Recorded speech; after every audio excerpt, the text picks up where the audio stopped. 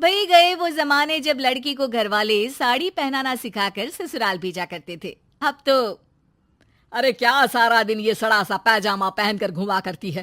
अरे कभी चुन्नी वाला सूट भी पहना कर। चुन्नी वाला सूट उसमें कौन सा बड़ा काम है। ये लो। राधा अंदर जाती है, पजामे के ऊपर ही कुर्ता और दुपट्टा डाल आती है।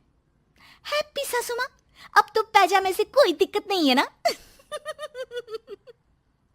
सास राधा को देखती है। हाँ कोई दिक्कत तो नहीं, लेकिन बहू तो बहू की तरह ही अच्छी लगती है ना। अरे बिंदी लिपस्टिक लगाया कर। अगले दिन राधा पजामे के ऊपर ऊंची सी साड़ी पहनकर तैयार होकर आती है। ससु माँ, चाय ले लीजिए। अरे राधा, ये क्या झोकर बनी हुई है।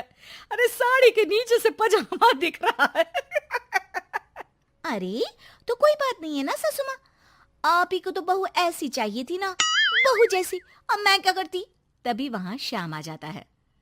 अरे राधा, माँ के कहने का मतलब है कि साड़ी मतलब सिर्फ साड़ी। आप भी ना पागल हो गए हैं क्या।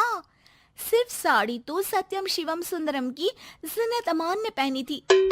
अरे लोग देखते तो थे जी भर भर के, लेकिन आंखें बंद करके। कैसी बातें कर रहे हैं आप। अरे मोहल्ले वाले क्या कहेंगे ना। अरे बस बस श्याम, तू चुप हो जा। ये औरतों के बीच में मत बोला कर। वैसे भी तेरी बीवी को पढ़ाई लिखाई के सिवा आता क्या है। कल को सिर्फ साड़ी पहनकर निकल आई ना बाबा ना, हंगामा हो जाएगा। अरे बहू, वो कहना ये चाह रहा था कि नीचे ये तू जो पजामा सजा लेती है ना, वो नहीं पहनना है ना। राधा सास की बात सुनकर परेशान सी हो जाती है। वो समझ नहीं पाती कि उसे क्या करना है। मैं कैसे इन लोगों को समझाऊं कि मैंने बचपन से ही सिर्फ पैजामे ही पहने। मेरी शादी के दिन भी लहंगे के नीचे पजामा ही तो था। अरे किसी को पजामे से क्या दिक्कत हो सकती है। क्या करूं मैं। राधा रोने लगती है, जिसे उसका पति देख लेता है। अरे अरे मेरी प्यारी राधा, रो क्यों रही हो। अच्छा चलो, शाम को तुम्हें घुमाने लेकर चलता हूँ, और इतना ही नहीं, मैं तुम्हें शॉपिंग भी करवाऊंगा। राधा ये सुनकर खुश हो जाती है। ओह, आइसक्रीम के साथ शॉपिंग, वाह। मैं भी लिस्ट बना लेती हूँ कि क्या क्या लेना है मुझे। बस फिर क्या था, राधा बैठ जाती है लिस्ट बनाने। माँ देख, तेरी सारी समस्या का मैंने समाधान कर दिया। अरे ऐसा क्या कर दिया, पजामे वाली को छोड़ दिया क्या तूने। अरे कैसी बात कर रही हो माँ, पजामे वाली नहीं, राधा नाम है उसका। तभी डोरबेल बजती है और पड़ोस की चाची घर आती है। उनके हाथ में एक पजामा होता है। अरे मैंने सोचा कि ये कपड़ा सड़क पर गिरा था, किसी ने सुखाने डाला होगा।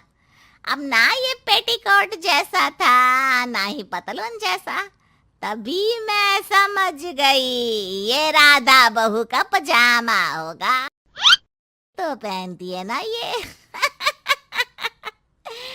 अरे चाहे पार्टी वेयर हो या फिर घर का कपड़ा, तुम्हारे बेटे की शादी के एल्बम देख रही थी, बहू ने तो लहंगे के नीचे भी पजामा पहना था।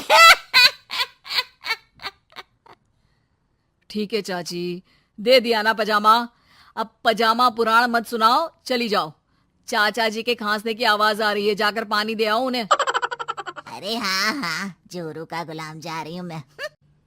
चाची के जाने के बाद, अरे अड़ोस पड़ोस वालों को बोलकर क्या फायदा होगा बेटा। अब तो घर मशहूर हो जाना ही है पजामे वाली बहू के नाम से। तभी वहां ससुर आ जाते हैं। अरे वो पीछे वाले घर के शर्मा जी ने तो घर के पोस्टल एड्रेस में यही लिखना शुरू कर दिया है, पजामे वाली बहू के घर के पीछे गली नंबर 7। अरे बस बस, आ गए तुम। दुकान आज जल्दी बंद कर दी। अरे क्या करूं, ये टाइट पैंट पहनकर बैठा नहीं जाता दुकान में। ज्यादा देर हुई तो थोड़ी देर पीठ सीधी करने घर चला आया। वैसे आज माँ बेटा साथ में क्या बातें कर रहे हैं। हाँ अरे हाँ, बातों से याद आया। बोल रहा है कि पजामे वाली प्रॉब्लम का सलूशन ढूंढ लाया है।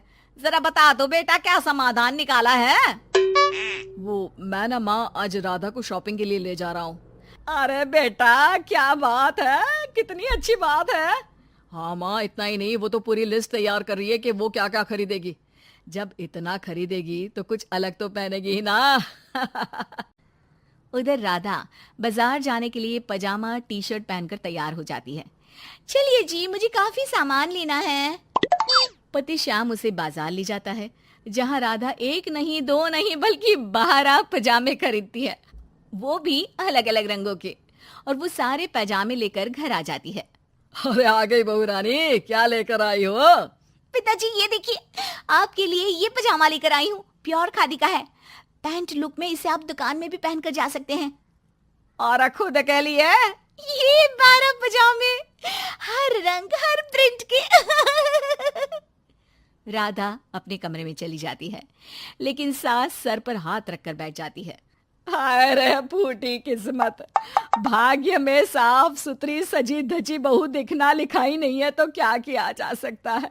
अरे बाजार गई भी तो क्या लेकर आई ये सड़े पैजामे। राधा इस बार फिर सास का रोना सुन लेती है। मैं क्या करूं भगवान, साड़ी में डर लगता है कि कहीं फंस कर गिर न जाऊं। माँ जी को पजामे से नफरत है, लेकिन एक अच्छी बहू होने के नाते मैं अपना पहनावा माँ जी के लिए जरूर बदलने की कोशिश करूंगी। हाँ भगवान जी। अगले दिन राधा बिना पजामे वाली साड़ी पहनकर सास के पास खड़ी हो जाती है। हाय रे, सूरज आज कहाँ से निकला है? अरे राधा बहू ने साड़ी पहनी है, वो भी पजामे के बिना। अरे वाह वाह बहू, तू तो राजकुमारी लग रही है। अरे लेकिन एक जगह खड़ी क्यों है? वो माँ जी इसलिए कि मैं गिर सकती हूँ। अरे हाँ जी, हमने तो 4 तल्ले के मकान को एक कर रखा था, ऊपर नीचे सारा घर संभाला था, वो भी साड़ी में। अरे कैसे गिरेगी तू, मैं भी तो देखती हूँ। जा छत से कपड़े लेकर आ। ना माँ जी, मुझसे नहीं होगा, मैं गिर जाऊंगी साड़ी में फंसकर। लेकिन सास नहीं मानती और राधा को साड़ी पहनकर छत पर जाना पड़ता है। लेकिन जैसे ही वो सारे सूखे कपड़े लेकर उतर रही होती है तो सीढ़ियों से गिर जाती है। फिर क्या? ओह, इनको काफी गहरी चोट आई है, लगता नहीं कि। नहीं डॉक्टर साहब, ऐसा मत बोलिए। अरे सारी गलती मेरी है डॉक्टर साहब, मेरी बहू को बचा लीजिए। अरे हाँ, वो बच जाएंगी, लेकिन चोट भरने में देर लगेगी। धीरे धीरे राधा ठीक हो जाती है और एक दिन जब पहली बार वो ठीक होकर कमरे से बाहर निकलती है तो देखती है कि सास ससुर पति सब पैजामे पहनकर खड़े होते हैं। देखा बहू, कैसा लग रहा है ये पैजामा? वैसे बहू सही में ये बड़ा कंफर्टेबल है। हाँ, अरे अब तो इसे पहनकर मैं इतने आराम से दुकान में बैठता हूँ कि कितने ही ग्राहक क्यों ना आ जाए, फटाफट काम होता है। मुझे माफ कर दीजिए माँ जी, मैं साड़ी पहनने की पूरी कोशिश करूंगी। अरे नहीं बहू, मुझे माफ कर दे, तूने घर के लिए मेरे लिए बहुत त्याग किया। बेटा इंसान पहनावे से नहीं बल्कि अपने कुशल व्यवहार से सबका प्यार पाता है। हमें तो अब बस पजामे वाली ही बहू चाहिए।